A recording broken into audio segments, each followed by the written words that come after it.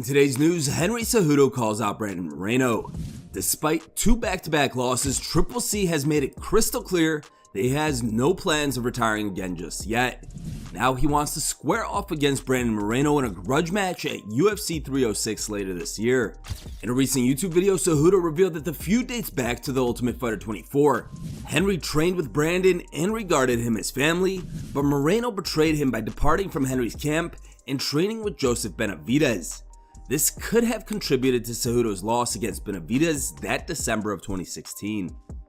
So what fight wouldn't it be better than the Triple C, Brandon Moreno, the Mexican American versus the true Mexican, and they come together and they do a 5-round showdown at the Sphere in Las Vegas for Mexican Independence Day. I like it. I think if there's any way that we should settle it, and enough talk and enough cringe and enough antics and enough all of that, the only way to get it on, Brandon Moreno, is I accept your challenge. Let's do it Mexican Independence Day. What you got? You signed that contract? Are you a Mexican or a Mexicant? Are you? Jon Jones meets Fedor Emelianenko. The two fighters were both in attendance at Kingdom Arena in Riyadh on Saturday for the historic PFL vs Bellator event.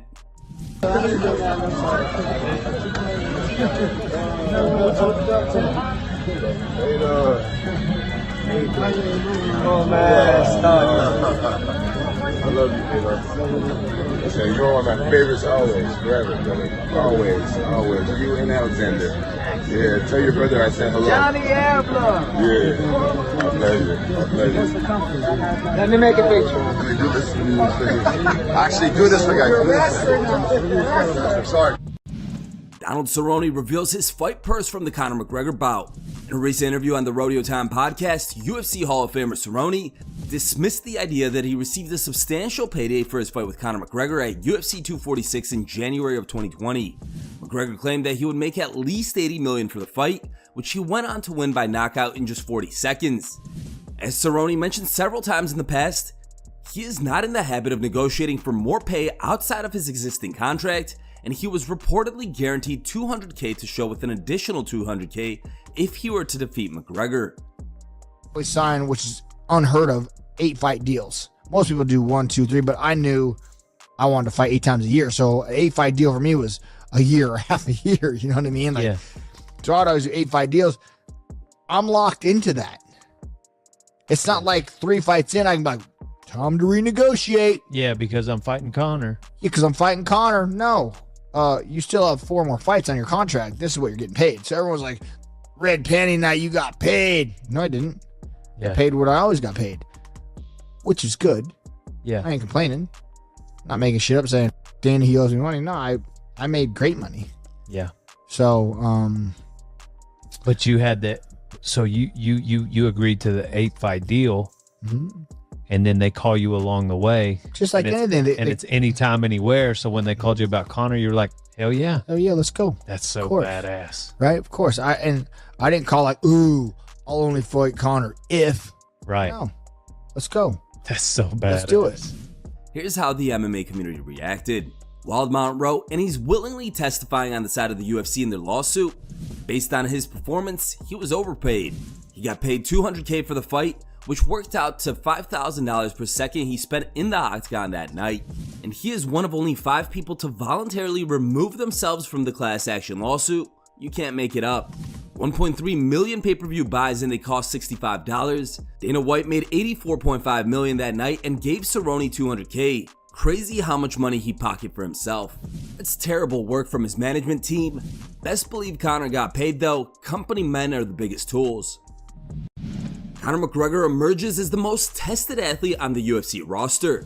With the UFC working with drug-free sport as of 2024, the former 2-division champion has now become the most tested fighter in the promotion this year. The database was just updated on February 25th, and here's a list of fighters with 2 or more tests this year. Conor McGregor with 4 tests, Sean Strickland with 2 tests, Alex Volkanovski with 2 tests, Dricus du Plessis with 2 tests, Temba Garimbo with 2 tests, Taylor Lapilus with 2 tests, and 10 other fighters show 2 tests, with 299 fighters showing 1 test so far this year. Raul Rosas Jr.'s team releases a statement following UFC Mexico City's withdrawal. Rosas Jr. was forced to withdraw from his scheduled bantamweight fight Saturday night at UFC Mexico City just minutes before fighters were supposed to enter the cage. Now Rosas' team released a statement explaining what happened. The statement reads, "To all the people asking what happened to Raul, he was feeling lightheaded, dizziness, and had low energy. He still was ready and had his gear on and didn't want to pull out of the fight.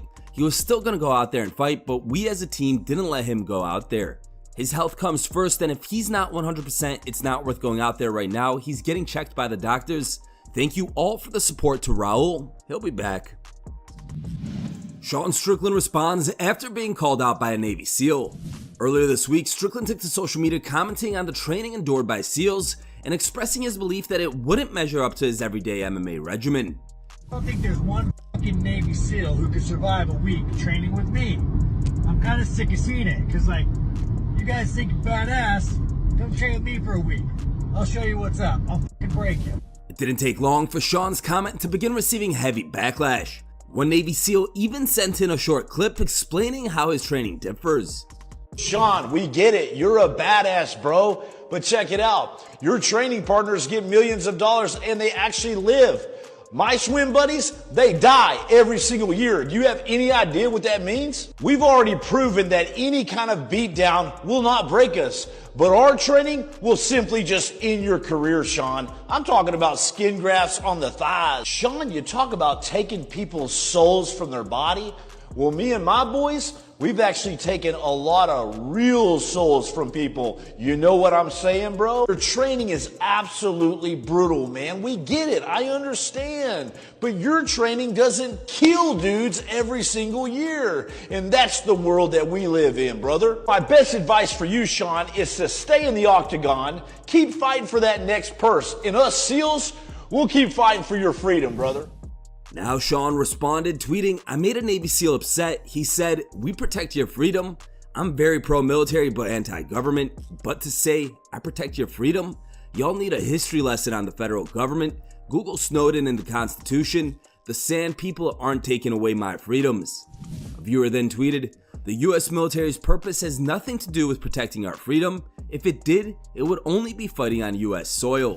Sean replied, "Facts." Time for today's top memes. Third place was found over on Instagram and was posted by As Shopped As It Gets. The second place meme was found over on Reddit and was posted by a user named Beddorf69. And the top picked meme was found over on Reddit and was posted by the His 08730.